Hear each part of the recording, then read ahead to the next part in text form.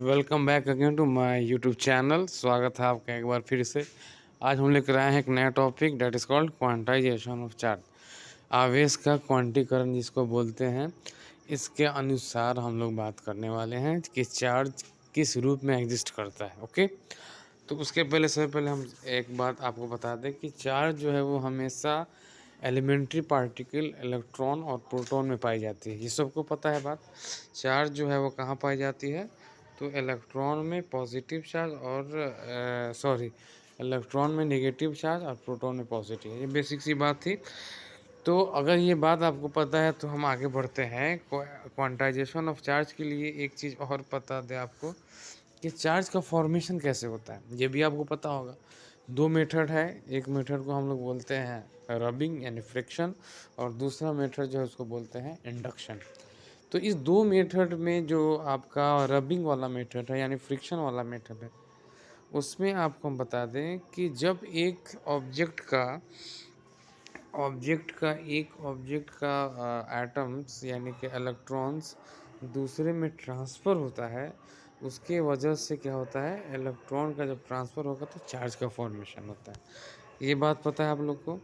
तो यहाँ रबिंग की वजह से इलेक्ट्रॉन का ट्रांसफ़र हो रहा है। तो अगर इलेक्ट्रॉन का अगर ट्रांसफ़र हो रहा है तो एक बात यहाँ पे क्लियर है कि during the formation of the charge proton does not transfer, proton का ट्रांसफ़र नहीं होता है। ओके, तो ये अगर बात पता है आपको तो अब क्वांटाइजेशन ऑफ चार्ज को डिफाइन करते हैं। क्या है quantization of charge? Quantization of charge हमारे ये कहता है कि अगर किसी बॉडी को चार्ज करते हो, यानी किसी भी ऑब्जेक्ट को अगर चार्ज करते हो, तो चार्ज के दौरान वो चार्ज जो बॉडी होगा वो हमेशा इलेक्ट्रॉन के मल्टीपल में मतलब एग्जिस्ट करता है। इलेक्ट्रॉन का मल्टीपल क्या है? इलेक्ट्रॉन का मल्टीपल का मतलब होता है, देखिए, Q is equal to n e. बस, Q is equal to n e, it is the multiple of electron. ये E क्या है आपका? It is charge of electron.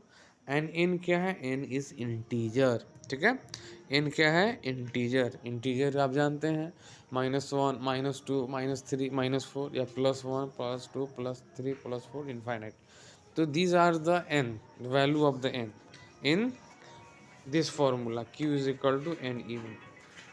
तो अगर कोई प्रिंसिपल ये कहता है कि चार्ज ऑफ द बॉडी हमेशा एन ई के रूप में होता है, तो उस प्रिंसिपल को क्वांटाइजेशन कहा जाएगा।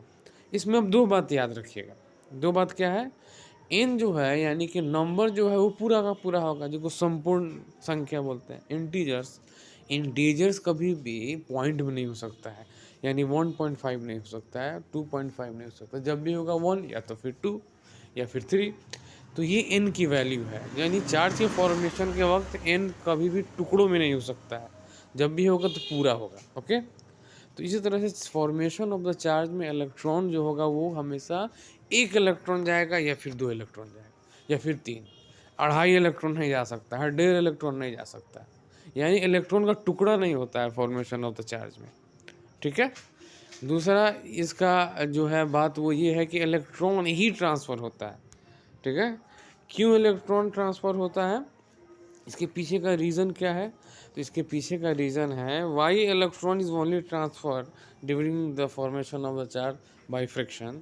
इसके पीछे का कारण है कि इलेक्ट्रॉन होता है लूजली बाउंड विथ एटम्स, और जब लूजली बाउंड विथ एटम होते हैं तो क्या होगा, इलेक्ट्रॉन इजीली रबिंग की वजह से, फ्रिक्शनल फोर्स की वजह से वो ट्रांसफ़र हो जाएगा। But proton exist in the heart of the atom, यहाँ पे प्रोटॉन पाया जाता है, और इसको निकालना इम्पॉसिबल है फॉर द नॉर्मल केसेस। साधारण केस के लिए प्रोटॉन को निकालना नामुमकिन सी बात है। ठीक है, इसीलिए इलेक्ट्रॉन का आदान प्रदान होता है, यानी कि ट्रांसफ़र होता है या लॉस या गेन होता है। तो ये है रीज़न आपका। ठीक है, क्वांटाइजेशन ऑफ चार्ज में जो फॉर्मूला यूज़ होने वाला Q is equal to n ही है। ओके, तो ये था आपका क्वांटाइजेशन ऑफ चार्ज। होप कि आपको बहुत अच्छे से समझ में आया होगा। रिस्पॉन्स करेंगे, जब समझ में आया तो कमेंट और लाइक शेयर ज़रूर करेंगे, और चैनल को सब्सक्राइब कर लें। तब तक के लिए धन्यवाद।